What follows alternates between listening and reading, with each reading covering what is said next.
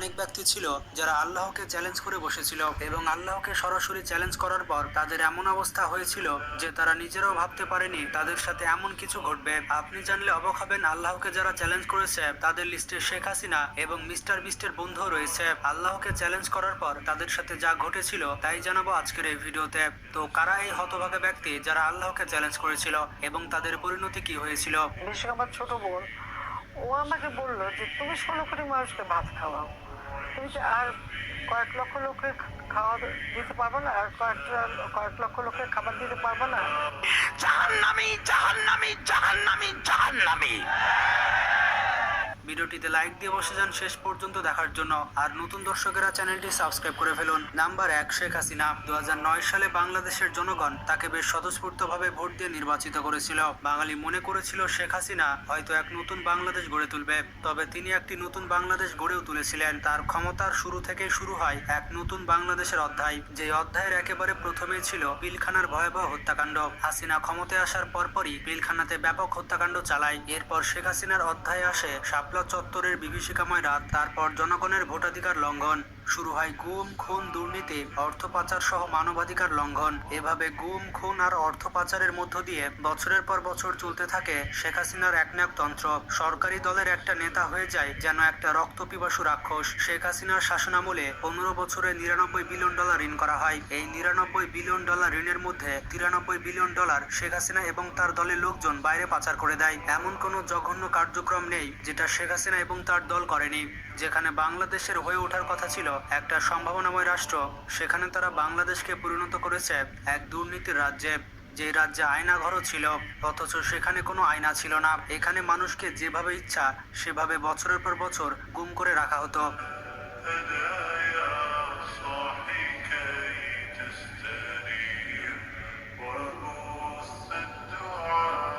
মিডিয়ার মুখ একেবারে বন্ধ করে দেওয়া হয়েছিল। আইন শৃঙ্খলা, রাষ্ট্রীয় কোর্ট কাচারি সবকিছুই নিজেদের করায়ত্ত করে রেখেছিল শেখ হাসিনা। স্বাধীন দেশের মধ্যেও মানুষ ছিল যেন পরাধীনতার শিকলে বন্দী। আধুনিক বিশ্বে এই স্বৈরশাসক যেভাবে মানুষকে শোষণ আর নিপীড়ন করেছিল তা অন্য দেশে খুব একটা দেখা যায় না। নিজের দেশের শিক্ষার্থীদের ওপরে নির্বিচারে গুলিবর্ষণ। ভাবা যায় মানুষ আর কত সহ্য করবে। প্রতিটা মানুষের মনে জমা হতে থাকে ক্রোধের অগ্নিলাভা। সর্বশেষ 2024 সালে এসে শিক্ষার্থীরা কোটা আন্দোলন দিয়ে শুরু করেছিল হাসিনার পতন। পরবর্তীতে কোটা আন্দোলন হয়ে যায় এক গণ অভ্যুত্থানে। এর ফলে শেখ হাসিনা দেশ ত্যাগ করতে বাধ্য হয়। দেশের মানুষ দেখিয়ে দিয়েছে তারা এক হলে কোনো স্বৈরশাসকই টিকে থাকতে পারে না। আস্তে আস্তে শেখ হাসিনার পরিণতি আরো খারাপ হতে চলেছে। তবে বাঙালি জাতিকে এভাবে এক থাকতে হবে যাতে ভবিষ্যতে আর কোনো স্বৈরশাসক বাংলাদেশে তৈরি হতে না পারে।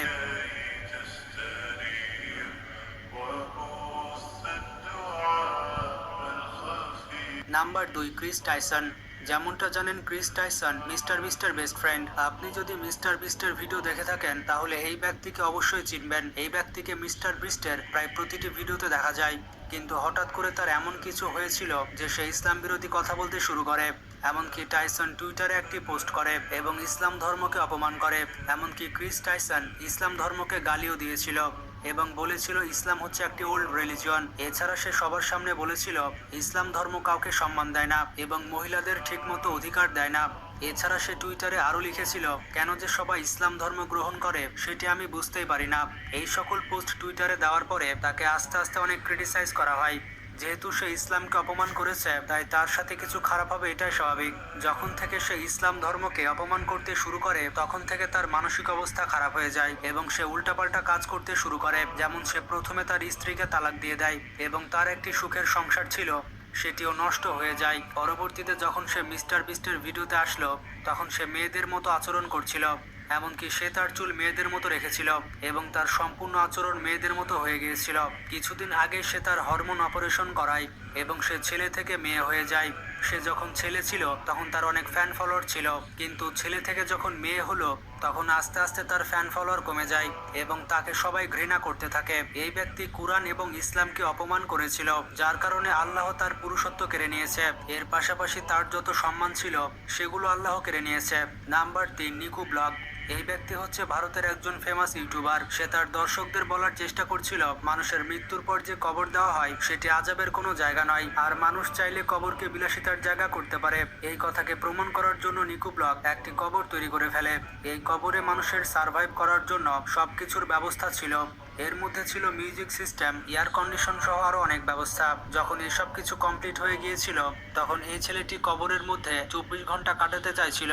যখন সে কবরের মধ্যে নেমেছিল তখন একটি পাইপের মাধ্যমে খাবার দাবার তার বন্ধুদের কাছ থেকে নিচ্ছিল।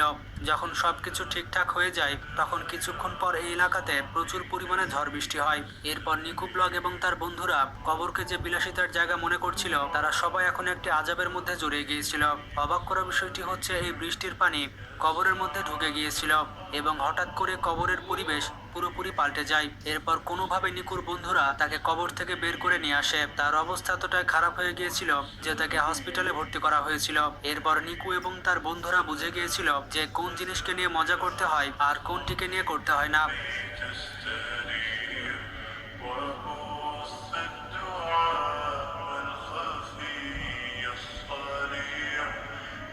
নাম্বার 4, নমরুদ। নমরুদ সেই শক্তিশালী বাদশা ছিল যে সম্পূর্ণ পৃথিবীর ওপরে রাজত্ব করেছিল। রেওয়াতে এসেছে পুরো পৃথিবী শাসন করেছিল 4 জন। এই 4 জন ব্যক্তির মধ্যে 2 জন ছিল কাফের এবং 2 জন ছিল মুসলমান। এই 2 জন কাফেরের মধ্যে নমরুদ একজন। নমরুদ এমন একজন বাদশা ছিল যে নিজেকে খোদা বলে দাবি করেছিল, সেই সাথে তার প্রজাদেরকে তার ইবাদত করতে বলতো। যখন ইব্রাহিম আলাইসাল্লাম নমরুদকে ঈমান আনার কথা বলেছিল তখন অহংকার ভরা মন নিয়ে নমরুদ বলেছিল যে ইব্রাহিম, তুমি তোমার আল্লাহকে বলো আমার সাথে লড়াই করার জন্য কোনো বড় বাহিনী পাঠাতে। আপনারা অনেকেই জানেন এটাই সেই নমরুদ যে ইব্রাহিম আলাইসাল্লামকে আগুনে ফেলেছিল, কিন্তু ইব্রাহিম আলাইসাল্লামকে আল্লাহ তার বিশেষ অনুগ্রহের মাধ্যমে সেই আগুন থেকে বাঁচিয়েছিলেন। তো নমরুদের এইরকম অহংকার ভরা কথার কারণে আল্লাহ তাআলা তার বাহিনী হিসেবে মশাকে পাঠায় এবং এই মশার বাহিনী অনেক বিপজ্জনক ছিল। এই মশার বাহিনী নমরুদের লোকজনের হাড় এবং মাংস চিবিয়ে খেয়ে ফেলেছিল। এই মশার বাহিনীর মধ্যে একটা ল্যাংড়া মশা নমরুদের নাকের মধ্য দিয়ে তার মাথার ভেতরে চলে যায়। এই মশাটি নমরুদকে একটা লম্বা সময় ধরে অনেক কষ্টে রেখেছিল। নমরুদের কষ্ট এমন ছিল যে নমরুদ তার মাথা দেওয়ালে মারতো এবং সে তার লোকজনদের বলতো যে তার মাথায় জুতোর বাড়ি মারতে। জুতোর বাড়ি মারলে সে শান্তি পেত। একটা সময় এসে গিয়েছিল যে মানুষগুলো নমরুদকে ভয় পেত, তারা এসে নমরুদের মাথায় জুতার বাড়ি মেরে যেত। কয়েক বছর ধরে নমরুদের এই কষ্ট থাকার পরে একদিন এই নমরুদের মৃত্যু হয়ে যায়। Number 5, Thomas Andrew. আল্লাহকে যারা চ্যালেঞ্জ করেছিল তাদের মধ্যে রয়েছে থমাস অ্যান্ড্রিউ। এই ব্যক্তি হচ্ছে একজন ব্রিটিশ বিজনেসম্যান, এর পাশাপাশি একজন শিপ বিল্ডার। এই ব্যক্তি বড় বড় জাহাজ ডিজাইন করত। ইনি সেই ব্যক্তি যিনি পৃথিবীর সব থেকে বড় জাহাজ টাইটানিককে ডিজাইন করেছিলেন। তিনি তার সময় পুরো পৃথিবীর সেরা শিপ ডিজাইনার ছিলেন। জাহাজ বানানোর তার এতটাই ট্যালেন্ট ছিল যে তার মধ্যে অনেক অহংকার জন্মে গিয়েছিল। তিনি যখন টাইটানিক তৈরি করেছিলেন তখন তার নিজের প্রতি এতটাই বিশ্বাস ছিল যে তিনি দাবি করেছিলেন এই টাইটানিক জাহাজ কখনোই ডুববে না। এমনকি তিনি সবার সামনে বলেছিলেন তিনি এই জাহাজটি এমনভাবে ডিজাইন করেছিলেন যে আল্লাহ চাইলেও এই শিপকে ডুবাতে পারবে না। আমার তো এই কথা শুনেই মেজাজ খারাপ হয়ে যাচ্ছে। কতটা পাগল হলে আল্লাহকে কেউ এভাবে চ্যালেঞ্জ করে। তো যেমনটা আপনারা জানেন টাইটানিক তার প্রথম সফরেই ডুবে যায়। যখন টাইটানিক নর্থ আটলান্টিক সাগর দিয়ে যাচ্ছিল তখন একটি আইসবার্গের সাথে ধাক্কা খেয়েছিল, আর শুধুমাত্র একটা বরফের সাথে ধাক্কা খেয়ে টাইটানিকের অবস্থা খারাপ হয়ে যায়। এই জাহাজে তখন পৃথিবীর সব থেকে বড় বড় বিজনেসম্যান এবং পৃথিবীর গণ্যমান্য ব্যক্তিরা ছিলেন। এই সকল ব্যক্তিদের মধ্যে অ্যান্ড্রিউ নিজেও ছিলেন এবং আল্লাহ এই ব্যক্তিকে উচিত শিক্ষা দিলেন। শুধুমাত্র একটা বরফের সাথে ধাক্কা খেয়ে আস্তে আস্তে এই জাহাজটি সমুদ্রের নিচে তলিয়ে যায়। টাইটানিক জাহাজ কিভাবে সমুদ্রের নিচে তলিয়ে যায় সেটা আপনারা অনেক ভিডিওতে ডিটেলসে দেখেছেন। যখন টাইটানিক ডুবে যাচ্ছিল তখন সেই জাহাজের মধ্যে মোটামুটি 1500 জন যাত্রী ছিল। এই সকল যাত্রীদের মধ্যে অর্ধেকের বেশি যাত্রী টাইটানিকের সাথে ডুবে মারা গিয়েছিল। এই বোকা ব্যক্তি আল্লাহকে চ্যালেঞ্জ করে অনেক বড় ভুল করেছিল।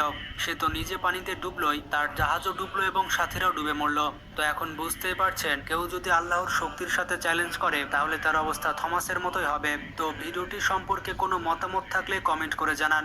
ভিডিওটি বেশি বেশি শেয়ার করে বন্ধুদেরকে জানিয়ে দিন। আর আপনারা যতই ব্যস্ত থাকুন না কেন সালাত পড়তে কিন্তু অবশ্যই ভুলবেন না, কারণ সালাত হচ্ছে জান্নাতের চাবি। ভালো থাকবেন, নিজের খেয়াল রাখবেন। আল্লাহ হাফেজ।